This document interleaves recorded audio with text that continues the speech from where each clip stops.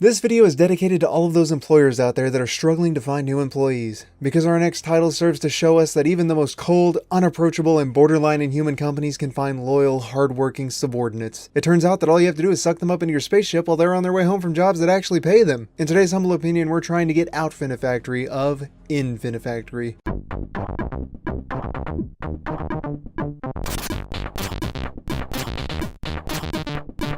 Infinifactory is a contraption building sandbox puzzle game developed and published by Zachtronic Labs. Now, I know what you're thinking. The guy that runs that company must be named Antonio Castella, but no, that is stupid and oddly specific. It's probably just Zach, TBH fam. And what Zach has given us here, what we have blindly purchased from Zach here at a pretty ridiculous discount, is a game that teaches us that we can find fulfillment in a job even when the pay is shit, the higher-ups are callous, and the coworkers are completely disengaged with whatever it is you have to say. Come on, seriously, Karen? I'm working my ass off and all you do is loaf around. I'm getting fucking sick of it.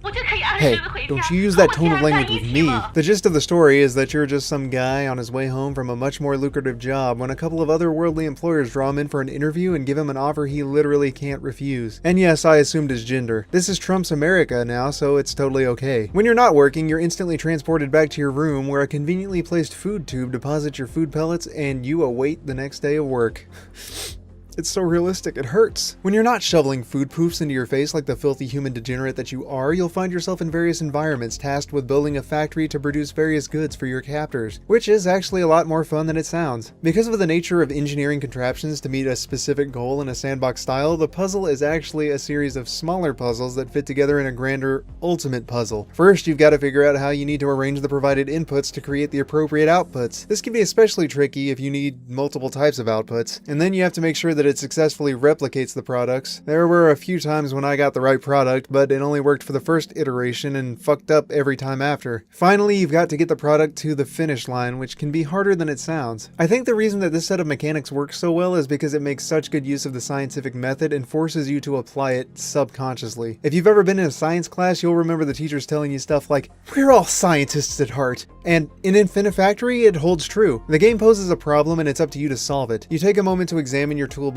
then float around the stage looking at the input, endpoint, the level itself, and the product you're supposed to be making, and you come up with a hypothesis on how you might accomplish your goal. Then run the experiment, and if it worked, congratulations. If not, you just have to look at what went wrong and come up with a new hypothesis to try it out again until Eureka! It also does remarkably well in that it lets you set your own difficulty level. Each problem allows for you to save up to 3 solutions and encourages you to make a machine that's even more efficient at accomplishing its goal than the last. That's right, just like actual employers, they encourage you to do more work at a higher quality without it positively impacting your pay. Do I sound bitter? I'm a little bitter. You'll usually see Infinifactory on the Steam store for the reasonable price of $24.99, and when I say reasonable, I mean that my personal price for the game was $25 exactly, so I think they got it pretty close. You can catch it for as low as half price though, at $12.49 if you're as efficient with your wallet as you could be with your factory construction. Gameplay for Infinifactory scores a perfect 10 out of 10 for a few reasons. The atmosphere is pretty entertaining with its dry, dark sense of humor that leads to a few chuckles here and there. The difficulty curve has a challenging gradient throughout its campaigns, and the mechanics themselves are by design tight and well implemented. It's a game that gives you room to come up with your own answers and a robust toolkit with which to do it. Every level you surpass will give you a feeling like you've accomplished something. That is, of course, until you go on YouTube and see how other people have solved the puzzles and discover that someone has built a fully functional calculator and your confidence plummets to the earth where it belongs if you're me.